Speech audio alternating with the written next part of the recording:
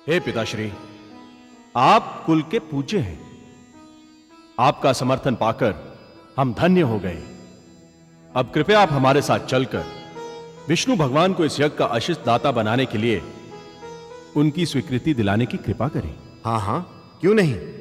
भगवान नारायण तो सृष्टि के हित के लिए सबसे पहले सहयोग देते हैं। किंतु पुत्र, क्या तुमने इस यज्ञ में देवादिदेव महादेव शिव को सागर आमंत्रित किया या नहीं? हे नारायण, सृष्टि के नमंगलों के निवारण के लिए ये दक्ष प्रजापति एक विराट बृहस्पति यज्ञ का आयोजन करना चाहते हैं। अति उत्तम, अति सुंदर। इस यज्ञ के यज्ञ पुरुष के रूप में ये आपको आमंत्रित करने आए हैं। हे ब्रह्मा जी, वैसे जगत में जब भी कोई शुभ या अशुभ कार्य हुआ है, तब तब आप सदैव देव समाज और ऋषियों के साथ शिवजी को अगुवा बनाकर लाए। परंतु आज आपके साथ शिवजी नहीं आए। विधाता ने व्यर्थ ही आपको देवों का अध्यक्ष बनाकर जो भयंकर भूल की है, उसका मूल्य सारे संसार को चुकाना पड़ेगा। कृपया चुप हो जाइए देवी, बहुत उपदेश दे चुकी हैं आप भ्रातृश्री को। अरे पूज्यवरु, ऐसा आभास हो रहा है जैसे आप दोनों की बुद्धि पर विनाश का मैला आंचल पड़ गया है। तभी तो आप दोनों इन्हें सही मार्ग दिखाने की बजाय आत्महत्या का मार्ग दिखा रहे हैं, ब्रह्म कुल के विध्वंस का बीजारोपण कर रहे हैं।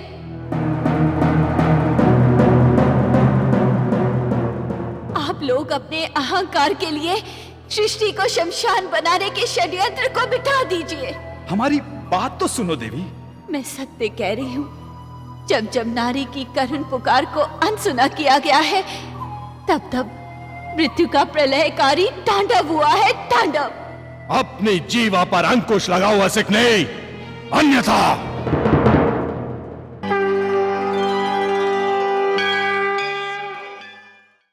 हे स्वामी, आजकल मुझे बार बार अमंगलकारी लक्षण दिखाई दे रहे हैं।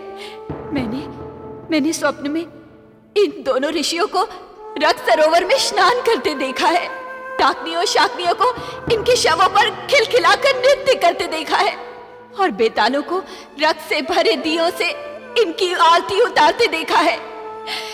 हे स्वामी, मेरा स्वप्न अशुभ है, मृत्यु और विनाश की चेतावनी है ये।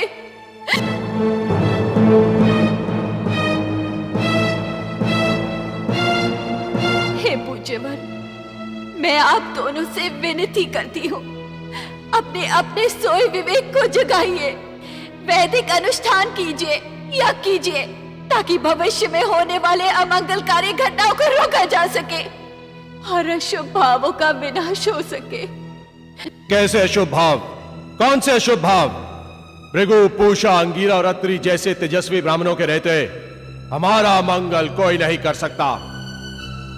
फिर भृगु और पूषा के मंत्रों में वो अपार शक्ति है कि सूर्य के रथ को भी चाहे तो वहीं रोक दें, विधाता के सारे विधान को उलट पुलट कर दें।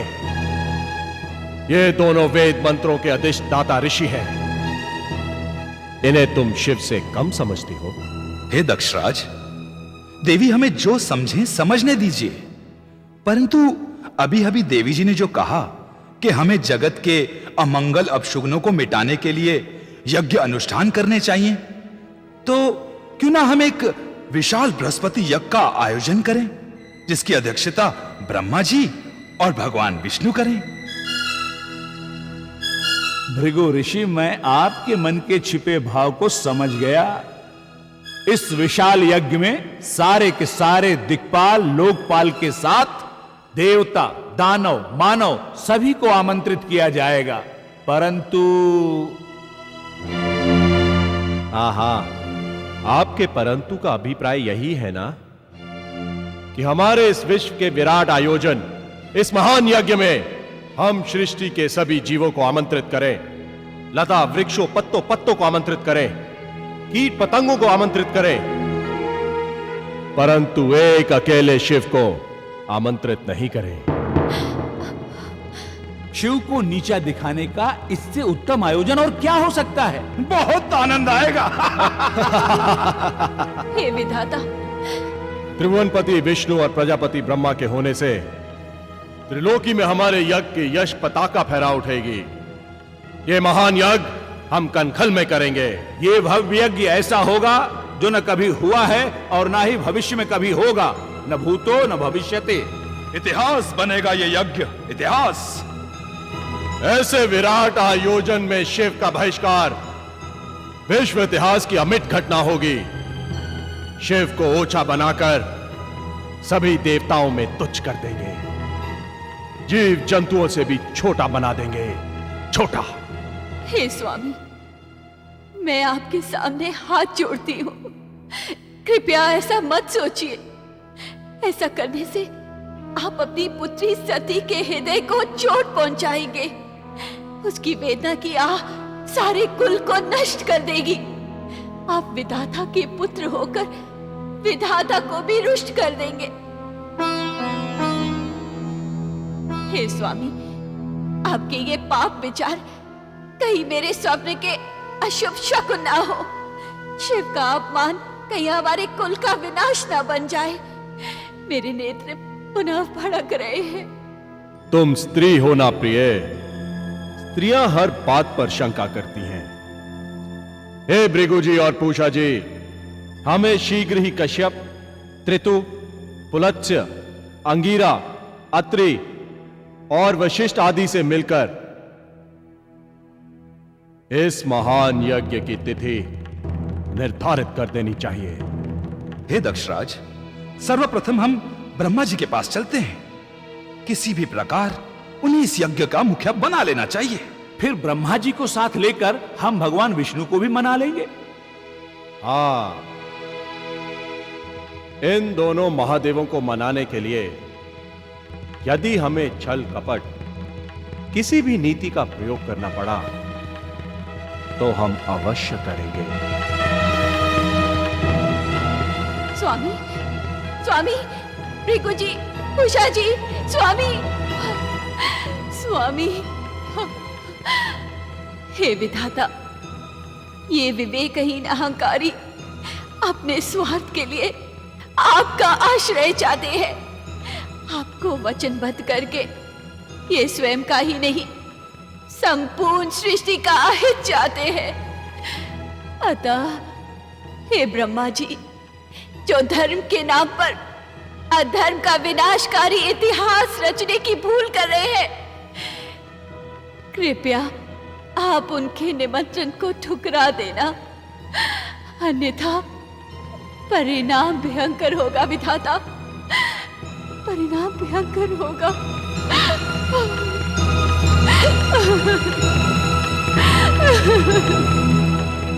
हे पुत्र दक्ष, महान यज्ञ का आयोजन यह तो अति उत्तम और शुभ कार्य होगा। वैसे भी ब्रह्मांड में अनेकों मंगलकारी उक्तापात हो रहे हैं। पाप ग्रह परस्पर दृष्टिपात कर रहे हैं। धूम्रकेतु भी उदित हो गया है। डाकिनी, पिशाचिनी, यक्षिनी भयदायक रुदन करती सी प्रतीत हो रही हैं। पुत्र, सृष्टि के इन मंगल संकेतों के निवारण के लिए ऐसे महान यज्ञ का आयोजन अनिवार्य ही था।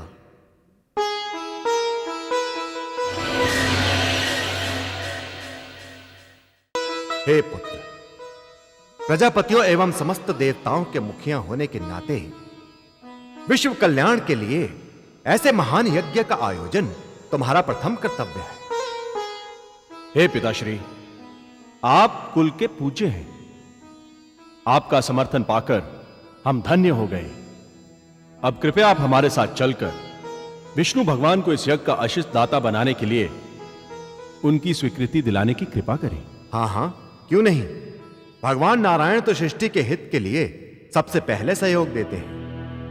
किंतु पुत्र, क्या तुमने इस यज्ञ में देवादिदेव महादेव शिव को सागर आमंत्रित किया या नहीं? बैकुंठ जाने के लिए यदि शिवजी भी हमारे साथ होते तो नारायण अत्यंत प्रसन्न होते। हे पिताश्री, शिव हमारे शापित हैं, अतः हम उन्हें त्याग चुके हैं। शिव का नाम लेना भी हमें क्लेश देता है, हमारी छाती में शूल की भांति चुभता है। इसलिए शिव निमंत्रण के योग्य पात्र नहीं है। हे दक्ष, ऐसा प्रतीत होता है कि तुमने योगेश्वर शिव को कन्या देकर भी उन्हें पहचानने में निश्चय ही भूल की है। स्मरण रहे, हमारे महादेव अभिशाप और वरदानों के बंधनों से मुक्त हैं। शिव जी के बिना किया गया यज्ञ कभी सफल नहीं होगा। अतः पुत्र, अपने अहंकार को त्याग दो और शिव जी की शरण में जाओ, उन्हें मनाओ। मेरी भावनाओं को समझने का प्रयत्न कीजिए पिताश्री। हे पुत्र, तुम हमारी मर्यादा को मान दो, उन्हें घायल मत करो। क्योंकि शिवजी के बिना किए गए यज्ञ का फल जब हम और नारायण भी नहीं दे सकते, तो फिर ऐसे यज्ञ को करने से किसका कल्याण होगा? हे पुत्र, इस प्रकार के उद्देश्यहीन यज्ञ को रद्द कर दो। सृष्टि की मर्यादा की रक्षा के लिए तुम्हारे इस प्रकार के यज्ञ में हम कैसे भाग ले सकते हैं? क्षमा करें पिताश्री, क्षमा करें। विराट यज्ञ के आयोजन भार की अधिकता से हमारे दक्ष प्रजापति का मानसिक संतुलन थोड़ा डगमगा गया था, किंतु आपकी उचित शिक्षा के कारण दक्ष प्रजापति शिव जी को इस आयोजन में अवश्य आमंत्रित करेंगे और उनसे परामर्श भी लेंगे। किंतु मेरी आपसे एक विनती है पिताश्री, कि आप और विष्णु जी इस यज्ञ के अगुवा बने, जिससे दक्षराज को शिव जी के साथ अनजाने में हुई कटुता मिटाने का अवसर मिल जाएगा। हां पिताश्री, मैं आपकी इच्छा का आदर करूंगा। तुम्हारा मंगल हो पुत्र। इसका अर्थ यह हुआ पिताश्री कि आपने दक्ष प्रजापति का आमंत्रण स्वीकार कर लिया। आप यज्ञ में ब्रह्म पद को सुशोभित करेंगे। हां, हम ऐसा ही करेंगे। हे पिताश्री, ये आपके आशीर्वाद के साथ साथ आपका वचन भी है ना? हां पुत्रों, ये हमारा वचन है। पिताश्री, तब तो आप हमारे साथ वैकुंठ चलने का कष्ट करें, ताकि हमारे इष्ट देव नारायण यज्ञ पुरुष बनकर अपने आशीर्वाद से हमारे यज्ञ को सफल बनाएं। हां भगवान, हां, अब आप शीघ्र ही हमारे साथ वैकुंठ चलने की कृपा करें। ठीक है, जैसी हरि इच्छा।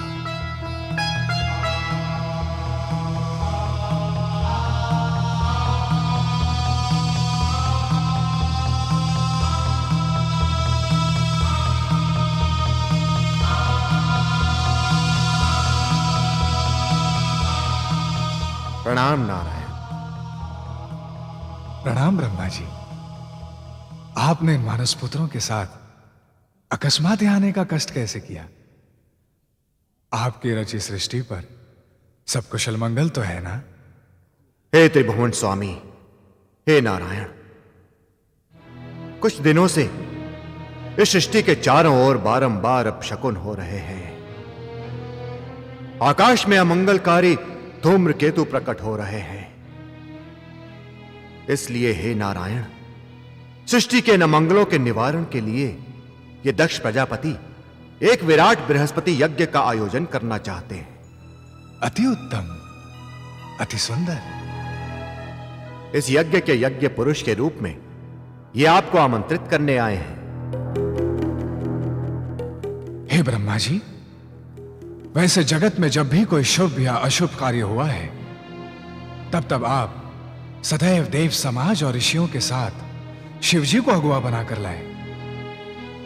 परंतु आज आपके साथ शिवजी नहीं आए। आप तो भलीभांति जानते हैं कि शिवजी तो स्वयं यज्ञ पुरुष हैं। उनके होते हुए हम इनके यज्ञ के अधिष्ठाता कैसे बन सकते हैं? यही मैंने दक्ष को समझाया था भगवान, कि बिना शिव के हमें और आपको दी गई सभी आहुतियां निष्फल होंगी, क्योंकि हम तीनों के बिना यह सृष्टि अधूरी थी, अधूरी है और अधूरी रहेगी। हे दक्ष, तुम तो वेदों के ज्ञाता हो। शिवजी के बिना यज्ञ में डाली गई आहुति राख में डाले गए घी के समान है। हमें तो ऐसा प्रतीत हो रहा है कि जगत में जो अमंगल लक्षण दिखाई दे रहे हैं उसका कारण तुम्हारे द्वारा किए गए शिव का अपमान ही है। अतः दक्ष, मेरा कहा मानकर शिव को दिया अपना शाप वापस ले लो। शिव जी से क्षमा मांग लो। हमारे भोले भंडारी तुम्हें अवश्य क्षमा कर देंगे और हम भी तुम्हारे आमंत्रण को प्रसन्नतापूर्वक स्वीकार कर लेंगे।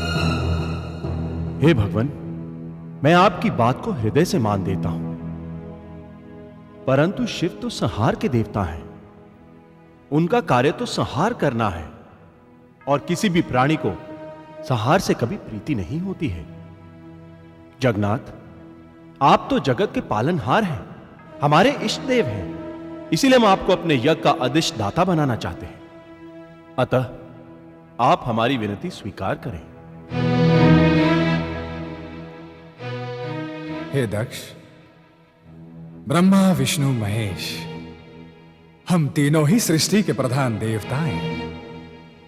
जब ब्रह्मा जी ने जगत कल्याण के लिए यज्ञ की कल्पना की थी तो हम तीनों को ही यज्ञ का आधार बनाया था। तुमने हमसे निवेदन किया है तो हम यज्ञ पुरुष अवश्य बन जाएंगे, परंतु शिव जी के बिना हम और ब्रह्मा जी तुम्हारे यज्ञ में मात्र सजावट होंगे। हे दक्ष, यदि तुम अपने यज्ञ को वास्तव में मंगलकारी बनाना चाहते हो तो शिव जी को आदरपूर्वक बुला लेना, अन्यथा शिव जी के बिना न भूतकाल में यज्ञ हुए थे, न वर्तमान में होंगे और ना ही भविष्य में हो पाएंगे। ये स्मरण रखना। अगले एपिसोड तक कहानी को जहन में जिंदा रखिए।